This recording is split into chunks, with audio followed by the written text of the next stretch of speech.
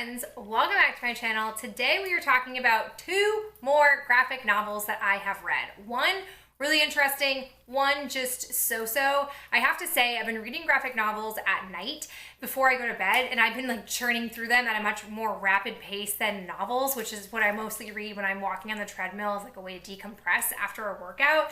Hence why all the graphic novel content lately. But the two graphic novels we're talking about today is The Long Way Down by Jason Reynolds, and then on a very different spectrum is Rickety Stitch and the Gelatinous Goo, The Road to Eppley by Ben Costa and James Parks. We'll go ahead and start with Long Way Down. So this is an actual adaptation from the novel that Jason Reynolds wrote, and it's adapted using these really beautiful, stunning, like hauntingly stunning watercolor paintings.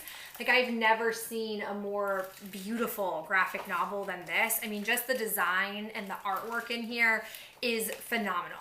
If you're unfamiliar with the premise of this, essentially it's focused on a teenage boy named Will, and he deals with the grief of his brother who was randomly shot in the streets when they were playing basketball. His brother's name was Sean.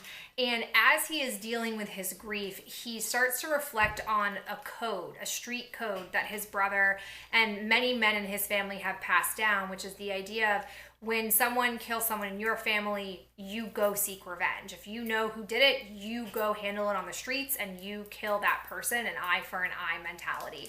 So he finds his brother's gun and he gets in the elevator with the intent of going to the location of where he believes the person who shot and killed his brother lives. However, as he is traveling down the floors of his apartment building in the elevator, he is visited by various spirits, people in his life who have been lost to gun violence, and they're helping him process this major decision of whether or not he should uphold this street code or if he should seek an alternative way to handle and work with his grief.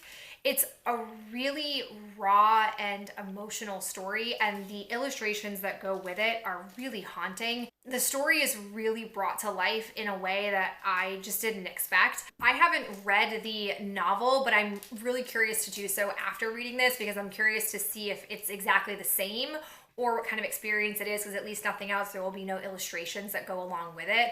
I think this is a really interesting book to get people thinking about the idea of justice and the idea of, street and cultural neighborhood norms and things that, people deal with on a pretty intense, unfortunately, regular basis.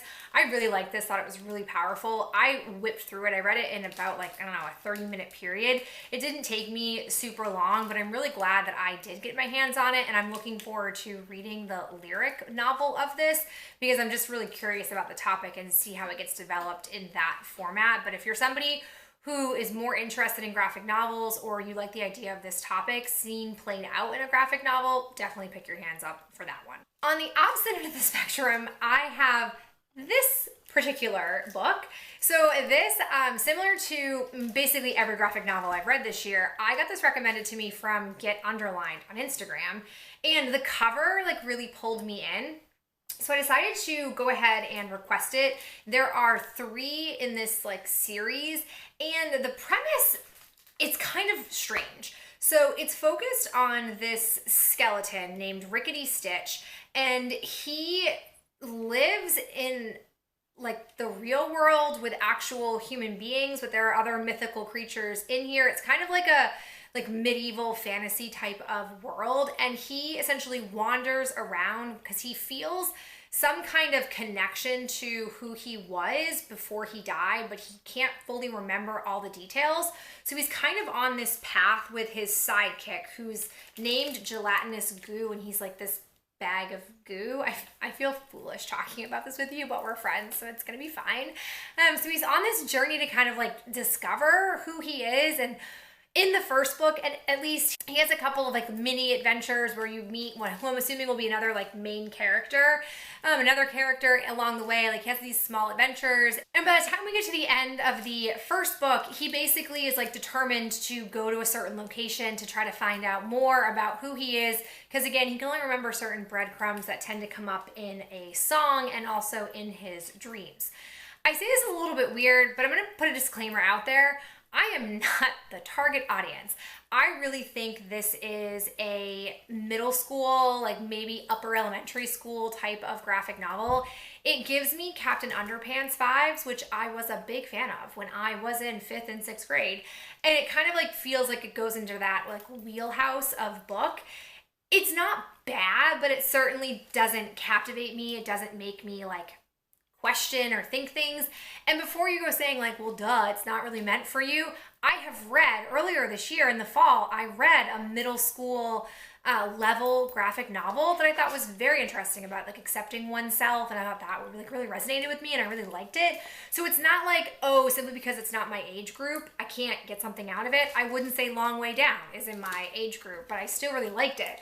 So, I mean, I have the second one from the library. I haven't read it yet. I probably still will just because I'm not a quitter, but I definitely don't think like this is the graphic novel you should all run out and get.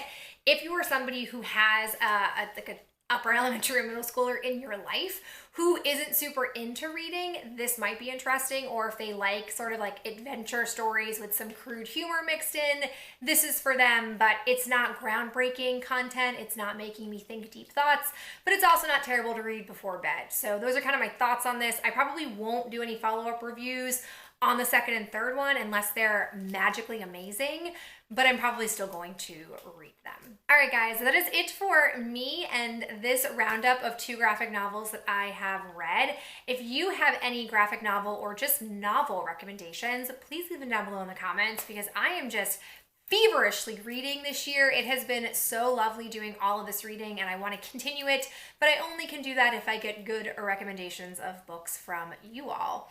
I hope you enjoyed hearing my thoughts, and I'll talk to you in the next video real soon.